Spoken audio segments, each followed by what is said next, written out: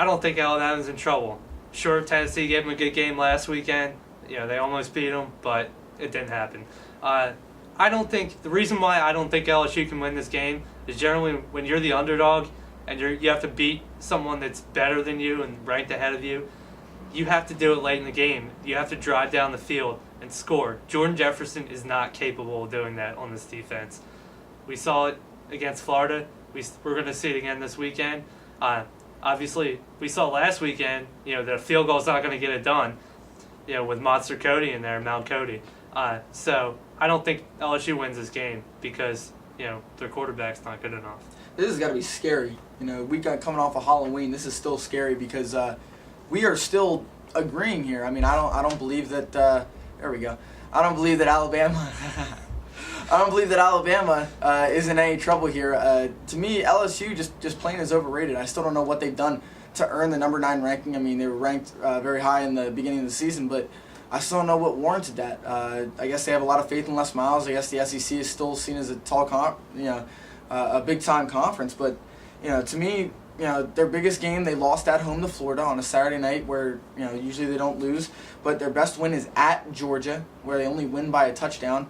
Which, I mean, yeah, it's hard to go between the hedges and win, but to me it's still not that impressive. Alabama, very battle-tested. We've already seen them beat Virginia Tech. They've beaten Mississippi, they've beaten South Carolina. They can claw and find ways to win games, like when they beat Tennessee this past weekend. But, behind the legs of Mark Ingram, I see Alabama running away with it. And here's an interesting thing that we should probably touch on. Is I was looking through the rankings today, and the SEC right now, there are only 3 teams that are ranked. Now, those 3 teams are all ranked in the top 10. Personally, for me, I believe that LSU is overrated. I'm fine with Alabama and Florida where they are. Is SEC losing a luster as a conference? It's losing some.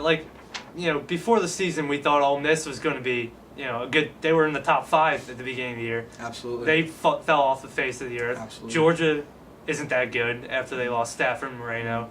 A wide receiver can't win you games. You have to have someone to throw the ball to. South Carolina might be a little bit overrated. I don't really know about them. The rest of the teams are garbage, pretty much. Yeah, Kentucky, Mississippi State. We're still trying to figure out Tennessee. We're still trying to figure out. High. They show up one week, they don't show up the next week. Lane Kiffin's more concerned about talking than he is, coaching or, doing anything else that he should be doing. So that's where I stand in the SEC. But I think you can say that about any conference. There's teams that are overrated. There's teams that aren't. There's teams that show up one week and don't show up another week. Quick before we move on, do you still consider SEC the best conference in the nation? Yes. Okay. I agree with that just because of how top-heavy they are, regardless of how many bottom feeders there are. They still got the number 1 and number 2 or 3, depending on how you look at it, team in the nation. So.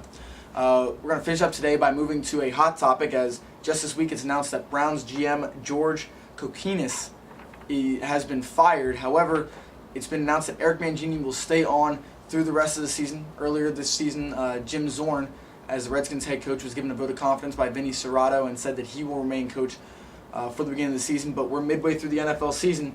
Some seats are starting to get hot. Who has the hottest seat in the NFL? Jeff Fisher does.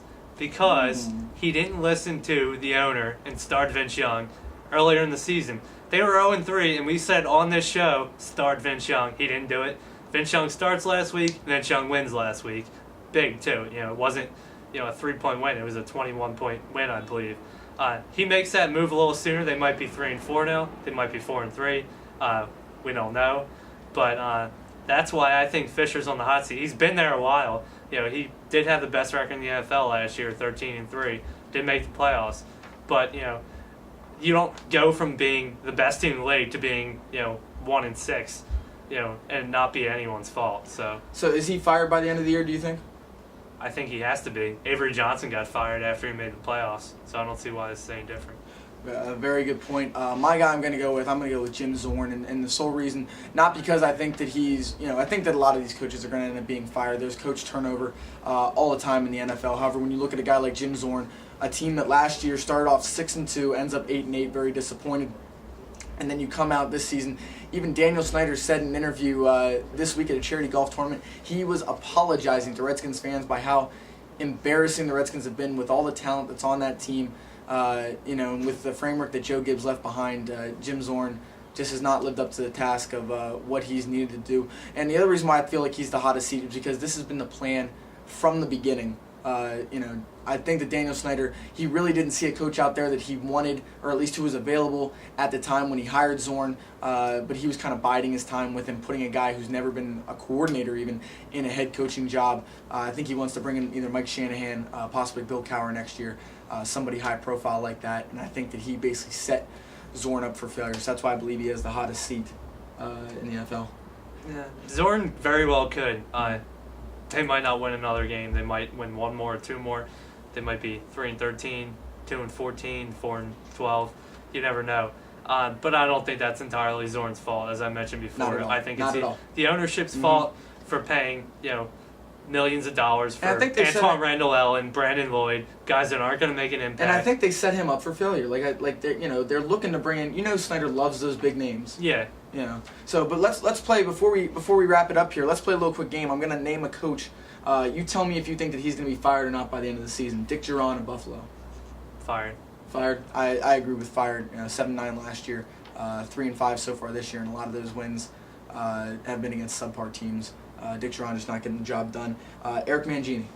No, he won't be fired. It's more the players than him. I agree with that. He really doesn't have a set core around him. They finished 4-12 last year. They got to give Mangini some time. But it's interesting to see that the knee-jerk reaction with the GM. Steve Spagnuolo of St. Louis. No, he will not be fired.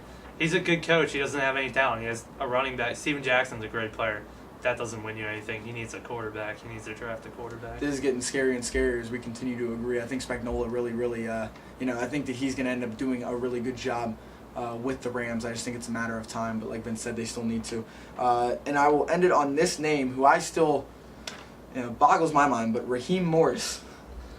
No, he just got hired. You can't give a guy 1 year and then fire him.